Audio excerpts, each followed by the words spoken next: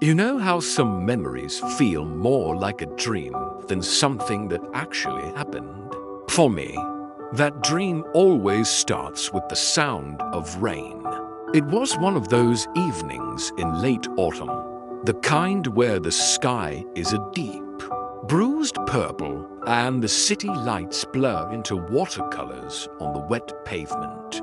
I was huddled under the awning of a closed bookstore, trying to wait out a sudden downpour. When she appeared, she didn't have an umbrella, just a worn-out denim jacket pulled over her head. Her hair was already damp, sticking to her cheeks, but she was laughing at the rain. She caught me staring, and her smile widened. "A bit wet, isn't it?" she said, her voice like a melody over the drumming of the rain. That was it. That was how I met her. We ended up sharing a coffee in a tiny, steamy cafe nearby, talking for hours until the rain finally stopped. That rainy evening wasn't just the start of a conversation, it was the start of everything. We became inseparable. Our friendship was easy, natural. It was built on late-night talks, shared playlists, and a mutual love for terrible B-movies. We'd spend weekends exploring hidden alleyways in the city, finding little pockets of magic that no one else seemed to notice.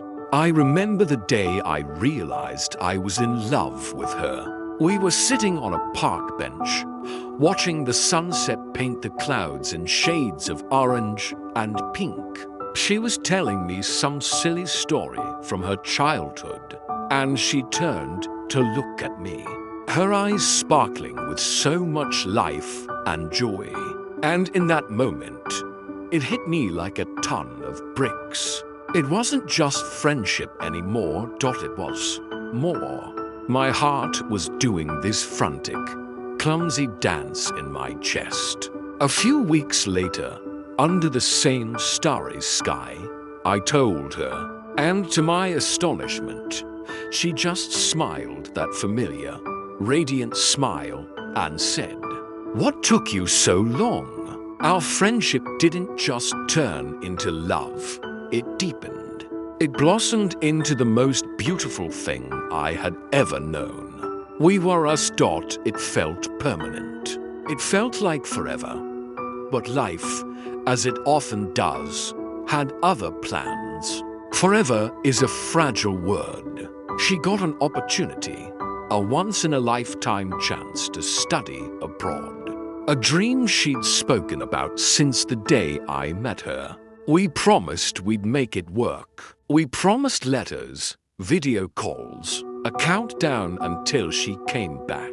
The first few months were filled with that hopeful energy. But time zones are cruel, and life pulls you in different directions. The calls became less frequent, the letters spaced further apart. We were both growing, but we were growing apart. The connection that once felt like an unbreakable tether slowly frayed, stretched thin across thousands of miles until, one day, it just snapped. There was no big fight, no dramatic ending. It was a slow, quiet, heartbreaking fade to black. A mutual, unspoken understanding that our paths had diverged. She never came back to live in our city. We lost touch. Sometimes, I wonder what her life is like now. Is she happy? Does she still laugh at the rain? I don't have the answers, and maybe I don't need them. Because even though life separated us, even though she's just a ghost in my past, the memories are mine to keep. They are vivid, they are warm, and they are real. They live in the scent of old books, in the taste of coffee, in the sound of a sudden downpour.